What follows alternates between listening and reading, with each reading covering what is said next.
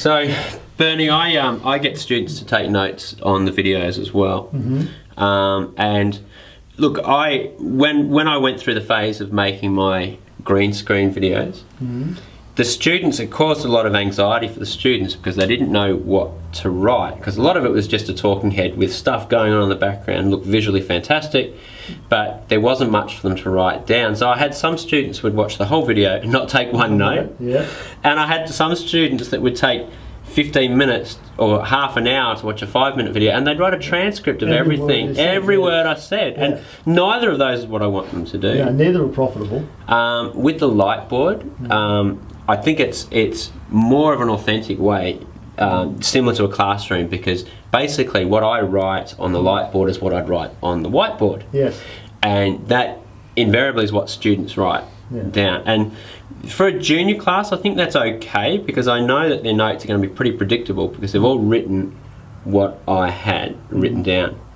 So I really need some guidance here on what's the best way to get our students to take notes in the flipped classroom. I like that the Cornell notes system. I spend at the start of each year, well, I've only done it this year, but at the start of each particular year. Every year so far. Every year so far, without fail. Yeah.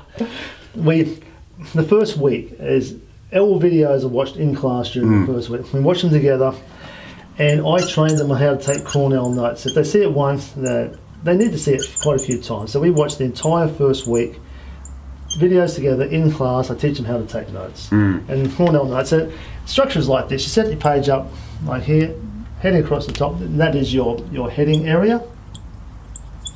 I get them to put a date, it could be what the title could be, like, So one page per lesson, or one page per video? Or? As much as you need. What I do is I get them to rule it up like this. I leave the bottom open, right? Because they don't know how much they're going to write, so they just write and write. And so this is the main body here. So they'll write be something that's been important for them, and there might then be some diagram that's associated with that. Yep. That's a particular diagram. It might be some sort of graph, and you've got points, and you've got. So would these be dot points, or would they be sentences? Dot points. Definitely dot points. I encourage dot points. Shorten it down to as small as possible, with words that are meaningful to you. Okay, yeah, really good. And notice how I've done it in different colours as well. I highly encourage that.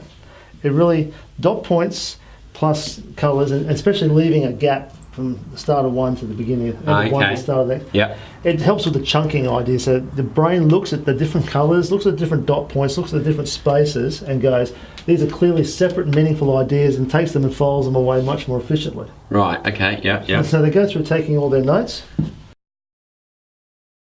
Right, and then over the side here, they put some main words. So there it might be something we might be talking about, maybe distance formula. They might write distance formula in there somewhere associated with one of the points. So, and distance formula is related to Pythagoras' triangle, so they might put Pythagoras triangle in there, so they get the link between Pythagoras with the right angle triangle and the distance formula go hand in hand. So just some major dot points.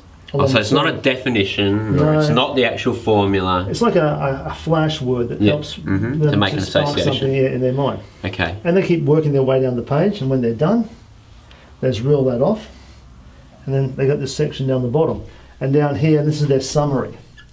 And in their summary, I get them to do two things. I say, if you were to sit down with someone now and explain to them what you've just heard, write a very short, as short as you possibly can, explanation of what you've just watched. How would you explain this to another person? Wow. And so they do their explanation, very, very short. That's the key thing. It's got to be a short explanation. So a couple of sentences. Yeah, that's all. And then any questions, there still might be things from the video that they didn't follow. Why did you do this step? Why does this formula work?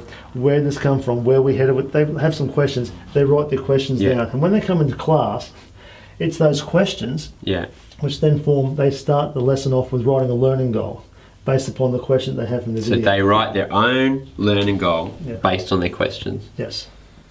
That's really good. And that's differentiation, isn't it?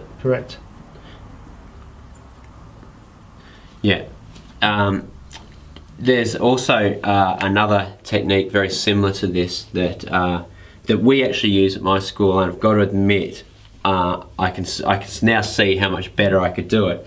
And I actually can't remember which teacher. It's an American teacher that came up with this. Do you know who it is? If not, I'll try and put it in the bottom of the. I'll find out and put it in the bottom of the video. But I learned about this from one of John and Aaron's books. Yes. And we call it WHISK, and I think that's what she calls it as well.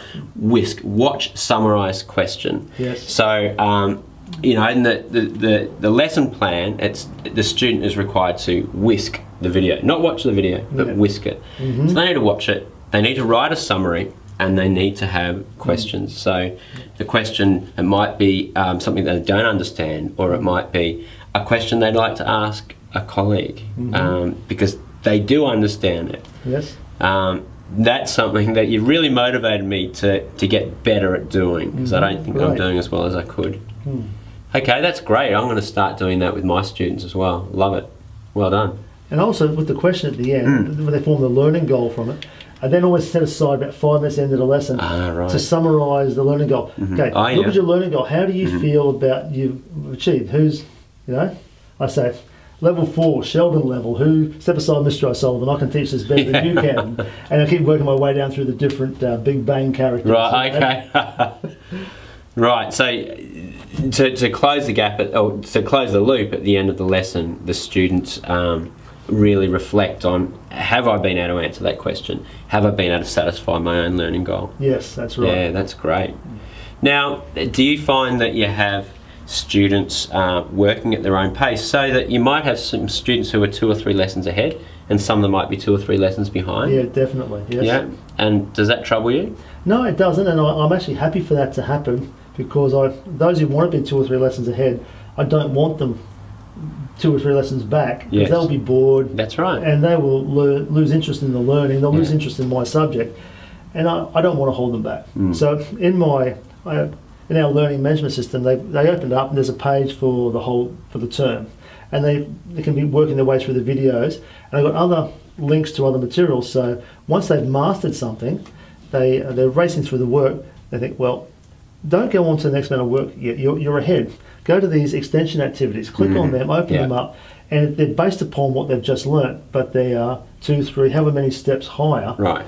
And those who are ready for them, they automatically get together in groups. They're at the board. They're out of their seats.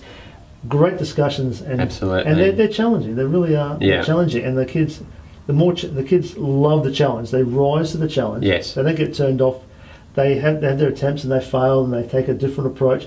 That's very encouraging for the teacher to see. When they fail and then try something different, you know there's some really good learning going on. And they're pretty well self-starting with that as well, aren't they? So you don't need to be hand-holding them. They're working together. Yes. Yeah. And they know. They don't even say, "Oh, Mr. Sullivan, what can I do now?" Yeah. They already know what they're going to do now. And you know, the fact that you're not there with them, it means that they are trying and failing and trying and failing, and that's so much better than them saying, "I don't get it," and you hand them the answer. Yeah. Yeah, that's brilliant. And look, I have the same approach in science as well, where we have students that work at their own pace, and when they get to the point, they do a formative assessment to demonstrate their mastery. Yes. When they achieve their mastery, they move on. Yes. If they haven't achieved mastery, they'll have to go back and get some more remedial. That works really nicely, and it gives me continual feedback on where the students are at and who needs my help and who doesn't. Yes. But the other thing that I thought was going to be difficult from a management point of view, but it's not, is the experiments in science. Yeah. So instead of just booking the lab once and everybody does the lab at breakneck speed, and it's absolute chaos, and nobody has made any connection between what we've learned in the books and what we actually saw in the experiment. So we don't do that anymore. Yes. I booked the experiment over maybe 1 or 2 weeks, and the students, when they're ready to, they form a small group. You know, it might be people from all over the class. Yeah. Get up and they do the experiment, and they take as long as they like. So what you've got to see people in the classroom. Some are doing experiment over here. Some are doing book work. You know what? Some people are Some people are doing exercises. Some people are watching videos. Yeah. I'm actually. Well, we've got some people doing experiments, and I'm sitting down with a small group of people for 5 minutes Yes. with a small whiteboard, and I'm teaching them just, you know, looking around the room occasionally to make sure people are on task. Yeah. And you know what? They are. Because if they're doing work that's appropriate for them, Yes. and you give them that little bit of autonomy, Yeah. they reward you. They are on task. That is great. I love the sound of that. Was the kids have got the choice in their learning. That's Now, right. I for years I struggled with the idea of giving kids choice in their learning. What they choose, what they want to learn. But Yeah. I've got a curriculum to follow. So, Yes. well, they still follow that, but they've got choice as to how fast they progress through Yes. it, which areas they can then go and extend on, Who they work with. who they work with, when Yeah. they can go back and revise on different things. And when they've got that choice to move through, instead of in that linear fashion that we've been trying to force them through, they can progress in the pathway That's and right. the speed that they want to get through what's required of them. They take to it really well. Absolutely, and they do a tremendous amount of work. They work really, really hard.